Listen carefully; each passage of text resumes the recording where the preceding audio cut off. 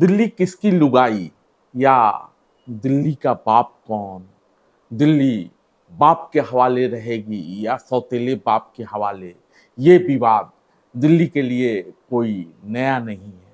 दिल्ली में पूर्ण बहुमत से चुनी हुई सरकार है। केंद्र के नुमाइंदे के तौर पर यहाँ उपराज्यपाल का शासन है। कौन अधिक ताकतवर, ये सवाल समय समय पर उभरते रहता है। एक विगत महीनों में सुप्रीम कोर्ट ने कहा कि नहीं, दिल्ली का बाप तो दिल्ली सरकार ही है। यानी बहुत सारे मामलों में दिल्ली सरकार को ये पावर दे दिया गया कि वो यहाँ शासन कर सकती है।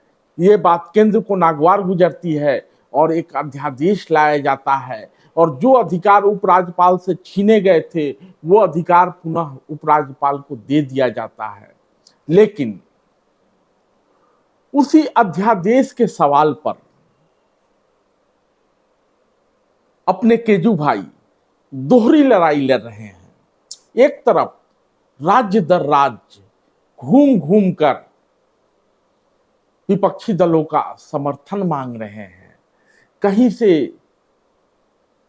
अध्यादेश हटाने को लेकर उनको समर्थन भी मिल रहा है, तो कहीं से ये भी पूछा गया कि कश्मीर पर आपकी राय क्या थी। इस बीच दो बातें होनी हैं। मानसून सत्र इसी जुलाई में आयोजित किया जाना है, शुरुआत होगी सत्र की। संभव है कि केंद्र सरकार अध्यादेश को कानूनी जामा पहनाने के लिए संसद के पटल पर रखे। संसद के पटल पर सियासी दलों का क्या रुख रहता है, खासकर विपक्षी दलों का, वो देखा जाना है। और केंद्र सरकार स्वाभाविक है कि ये चाहेगी कि अध्यादेश पारित हो जाए। केजरीवाल और केजरीवाल के समर्थन में जो दल खड़े होंगे वो चाहेंगे कि अध्यादेश गिर जाए। क्या होगा ये सत्र के दौरान तय होना है। लेकिन इस बीच केजरीवाल पहुंच जाते हैं सर्वोच्च अदालत।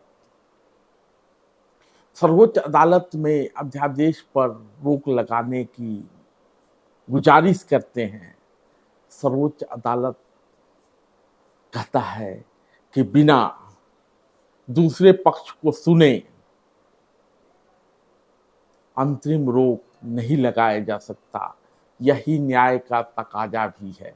तो अध्यादेश संबंधी मामला अभी सर्वोच्च अदालत में है। सर्वोच्च अदालत ने कहा है कि दूसरे पक्ष को भी सुनना है, तो दूसरा पक्ष है केंद्र सरकार, इसलिए केंद्र सरकार को नोटिस जारी कर दिया गया है और इस अध्यादेश को लेकर नोटिस का जवाब देने की बात कही है। तो ये दो पक्ष हैं। कहां से तय होगा कि दिल्ली का बाप कौन या सौतेला बाप कौन, या फिर दिल्ली किसकी लुगाई, ये देखा जाना है। संसद तय करेगा या सर्वोच्च अदालत। इसी के बीच में रस्साकसी जारी है। इस बीच अपने केजरीवाल साहब प्रयास कर रहे हैं कि पूर्ण बहुमत की सरकार को पूर्ण अधिकार मिले। हालांकि केंद्र सरकार राष्ट्रीय राजधानी क्षेत्र होने के नाते ये चाहती है कि दिल्ली उपराज्यपाल के हवाले रहे। धन्यवाद।